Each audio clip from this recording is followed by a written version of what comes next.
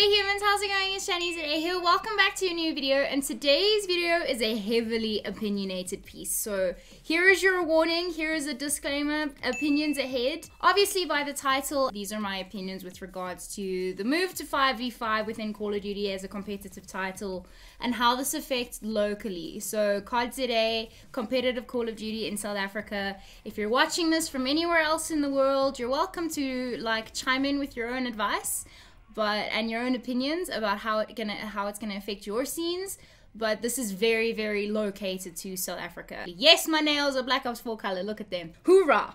Okay, there's been some conversations on Twitter, but I don't think anyone has actually sat down to chat about it. Although it was like the worst kept secret of all time, we all know that Call of Duty competitively is moving to 5v5. I had a chat with some of the captains of some of the teams, and then I've obviously been monitoring Rostermania locally as well. There's been 4 or 5 rosters announced. As of time of filming, those are the only rosters I've seen posted. If anyone else has any squads that have been announced, please post them in the comments below. I would love to know more about them, or at me on Twitter. I spoke to Lithium, who is obviously the captain for Bravado Gaming. I spoke to Carbs, who is currently the captain for Energy Esports. I spoke to Java, who is the captain and in-game leader for Vinco Gaming. I spoke to Zero, who is the coach of White Rabbit Gaming. I spoke to Beyond, who is my casting partner. Naturally, we're going to chat about this because it affects our jobs as casters as well. So we had a very long, lengthy discussion about this, and I'm just going to grab points from a whole bunch of different people with regards to their thoughts and opinions, and then give you my own. So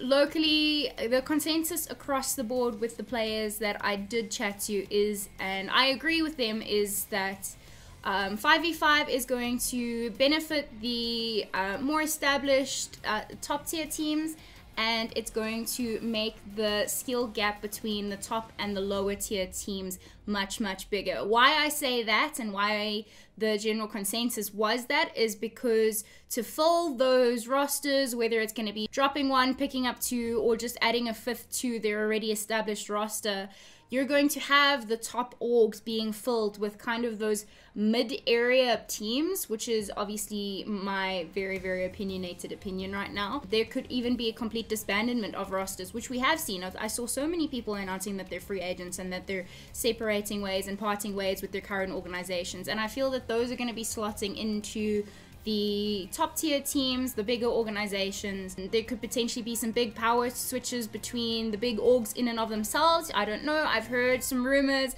I don't want to start a rumor mill, and I don't want to start like a COD burner thing in South Africa. Although I do know that there was a COD burner ZA account started, and I would love to know who's behind that. But I feel the skill gap is going to get so much bigger between the kind of jump from the lower tier to the higher tier, because that mid ground is basically I feel going to disintegrate, which obviously the higher levels of the lower tier teams are obviously going to fill that space now. I mean, it's a new game. You never know. There could be some shining rookies that we've never seen before. I had a chat to some Halo players this weekend at Rage Expo, and they were chatting how because they played the beta and they enjoyed playing Black Ops at the event, they were like, oh, well, maybe we're thinking about starting a squad for CODZA, or we're thinking of jumping into CODZA as Halo players. And I was like, well, you know how many pros are doing that internationally, so come join us. So that is also something that is really has really interesting potential, because I mean, we all know how the story with Formal goes, right? We've got teams to go around. I feel like what kind of really solidified that in my mind is seeing that for when Metal State announced Season 1 of the Astro Gaming Call of Duty South African Championship, we ended up with 25 teams for qualifiers. And so many players, because obviously the season started really late towards the end of the World War II season, people were feeling how, oh, but so many people have stopped playing and everyone's getting ready for Black Ops 4. They're not necessarily interested in playing anymore. We got 25 teams to register, which I think is pretty rad. I'm rambling, but what I want to get the point across is I know that we have the numbers. So it's not necessarily a thing of we don't have enough players in the community to go around to full 5v5 rosters. I feel that we are going to have to support the guys that are joining the scene, the guys that are coming back into the scene, the guys that are making switches from other titles, and we're just going to have to support the newer teams and the younger players and players. So many people, when we started talking about this on Twitter, so many people were DMing me asking how do they get noticed and how do they get picked up by a team, and I was just like, okay, well, engage online. And I know there's so many Discords. I've linked them all in the description below. The more you chat to the community, the more the community are going to start recognizing you and seeing you in lobbies, because obviously obviously game hasn't launched yet, we haven't started playing, you're going to start seeing handles, and if you're looking for a team and you're a free agent, then you need to start saying so, and you need to kind of make your voice heard of, hey, I'm looking for a team to compete this season, because no one is going to come up to you unless you're really good and you're dominating in all of the lobbies and people are starting to take notice of you. If you're not getting, like, putting your name out there, no one's really gonna know to look for you in the first place. So that is just a little opinion there. Here is the extended quote from Lithium, which I'm just going to be grabbing points from. But if you want to read exactly what Lithium had to say, then pause the video and read it. I see 5v5 working internationally, but I think locally it may drop our team numbers unless the retired or casual players decide to play and compete, which is kind of enforces what I would say, where I think we do have the numbers. It's just a case of so many people towards the end of this last World War II season dropped out. Elite Gaming, they were a bunch of pub players, and they formed a team in June, and they competed in Metal State.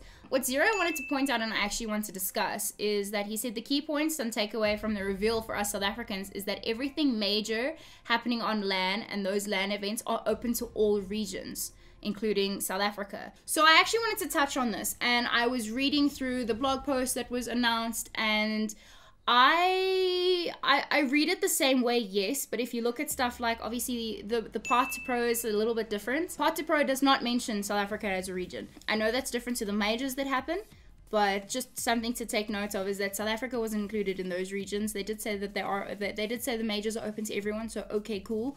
But we still will need to have a qualifier. I'm not saying this as, please don't read this in as intel or anything like that. This is just as, from my understanding, okay, cool. The events are open, but you're still going to have qualifiers or something along the lines. The previous years where South Africa was included for the COD Champs stuff, we had qualifiers.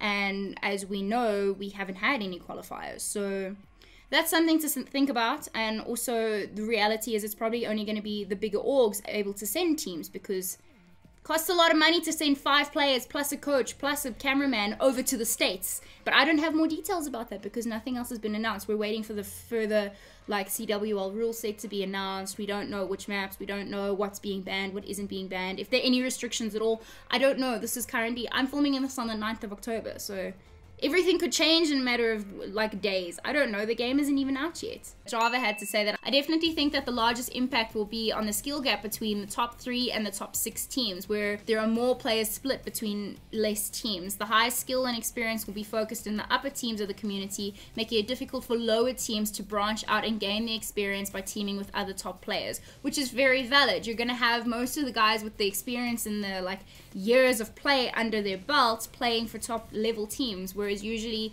you kind of had that mid ground where people have been playing for so long and they kind of find themselves in a not necessarily top 3 team, maybe top 5, top 6, and you can have younger kind of really talented raw gun skill guys learning that kind of experience and composure from the more experienced, not even bullies, but just like guys that have been playing for longer. We haven't heard roster announcements from High Five, from Bravado, Energy, White Rabbit Gaming, Origin. No one knows what's happening with those teams yet. I've seen some free agent announcements, but COD Roster Mania hasn't been too eventful yet. So Cobb said something really cool to say, and I actually want to read it out, in that, however, bringing in a new player will change how the game is played completely, which of course we all agreed. He goes on to say, from new roles to double roles in player teams, and then this is the kicker, he's actually named a potential new role, in that maybe the introduction of lurkers to gather information, 2 heal players and 2 anchors. I kind of like that he's gone ahead and he's like, hey, maybe we're gonna have lurkers that are just gonna be around the map to gain information, which makes sense, but once again, we don't know what's going on. We don't know how this is going to affect the meta. Bevels was saying how for the respawns it's going to be absolute chaos, but for S&D, 5v5 works out perfectly. So I definitely feel we are still waiting to hear. I feel like I've said that a million times, but we're waiting to hear from CWL and for the official rule sets of what is happening with the kind of tournament structure. Is it still going to be HP, S&D, CTF, HP, S&D, or is it going to be something entirely different? Is CTF going to be changed into something else because it's a faster game, faster paced mode? We know Gridiron didn't work in World War II, so that's why they didn't have the uplink, like boots on the ground uplink version, but maybe that works in Black Ops 4, maybe, I don't know. So we have to wait and see what happens with that. But I do know that Bevel said that, listen, respawns are going to be chaotic to get into the meta and have the meta settle down. Megarom Interactive are the distributors for Call of Duty in South Africa, and they obviously hosted the COD stage at Rage Expo. So if you're watching from anywhere outside of South Africa, Rage Expo is the biggest, or one of the biggest, South African gaming and technology expos. There was playable Black Ops 4 code, and I was like, hey, how different is this from the beta? Is it final code?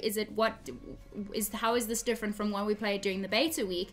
And I actually had one of the Megarom representatives explain that it's technically the beta that comes out after the beta. So I don't know how much was changed, but I can guarantee you a bunch of the players, when we played together, we felt that the weapons that when you melted in the beta weren't melting on LAN, and it was definitely something to take note of. I also got to play Arsenal, which is really, really rad. That was one of the newer announced maps that wasn't in the beta. I was dead convinced. I played it on Friday, and I was like, no, that wasn't in the beta. I don't remember doors opening and closing in front and behind me. And people were like, no, Shani, you're smoking stocks. It was in the beta. And I was like, no, it wasn't. I'm pretty sure it wasn't in the beta. Went back the next day and I was like, guys, I know I'm not allowed to take photos of gameplay and stuff, but please can I have a look at the screen for the maps? And he was like, yeah, sure, you're allowed to take photos of menus and stuff. So this is what I managed to snap. That Arsenal was playable at Rage, and that was really cool. You can climb through the vents, which is also really rad. I didn't have an RC equipped, but I'm pretty sure you'll be able to drive an RC through the ramps as well, through the vents as well, which is quite cool. I got into a Twitter conversation with Chris about this as well. He's from the EU, so we got into a conversation about it. I only really played it once as a TDM, and I wasn't even aware that, hey, this is a new map. And I was like, no, but I don't remember doors going open and close. And then I played it again as a hard point, and I don't think it's necessarily suited for hard points in a competitive situation. Jason and I were agreeing that probably more like an S&D, but it felt like a very sub heavy map. So because there's 5 players now, maybe you have 2 ARs and 3 subs. I don't know, we'll have to wait and see once the game comes out. Obviously there's still a lot of things that are going to be fixed after day 1 and potential issues. Hopefully there's no issues, but once that kind of happens, hopefully we have no FG situation like we did in World War II, but I don't know, we're gonna have to wait and see. It's Treyarch. Hopefully they've gotten the mix almost right, and then just kind of little final tweaks. I don't know if I got any of my kind of real feelings and opinions across here. I just wanted to open a conversation, and whether this continues online with or without me, I don't know. I just wanted to start this conversation ahead of the game being released on Friday. I'm really interested to see how... I don't feel, because South Africa at a stage we had a really, really vibrant competitive PC scene for Call of Duty, but they were only playing S&D. I have a feeling we won't necessarily see multiplayer come back for PC competitive, but I'd really, really like to see Blackout do something competitive locally. I mentioned in my beta and multiplayer video, which I've linked in the cards right now, that I want to see so much content coming out of Black Ops 4. So whether it's stuff like this, and gameplay, and streams, and casual streams, and scrims, and heist, and control, and zombies. I mean, I know some people have been posting some zombie spoilers already because they've got the game in offline mode. I urge CODZA members that the more content you create, the more viewers and stuff that you're going to kind of cultivate, and which eventually translate into stream viewers, which could potentially also translate into new players. For the next month or so, I'm probably gonna be only posting Call of Duty stuff. I'll have some sim stuff in between. So for my regular viewers who have watched this entire video, I love you very much. Even if you're not that into Call of Duty, there's gonna be a lot of COD stuff coming onto my channel, just because it's a title I thoroughly love. It's part of who I am. I'm a caster now. Yeah, that has been the video. I don't know if I accomplished anything that I set out to with this video. I'll see in the edit now when I go and edit through it. I wanted to share some opinions from some of the captains and some of the players and stuff. And yeah, I will see you all bright and early on Friday morning for launch day. Hopefully we can get into some lobbies. I'll see you guys all there. If you want to jump into some games with me, let me know. I'll be playing on PlayStation. So yeah, that was the video. I hope you guys did enjoy. Make sure to leave a like if you did. Subscribe if you're new around here. Remember that we're all human differently, and I'll see you guys again soon. Cheers!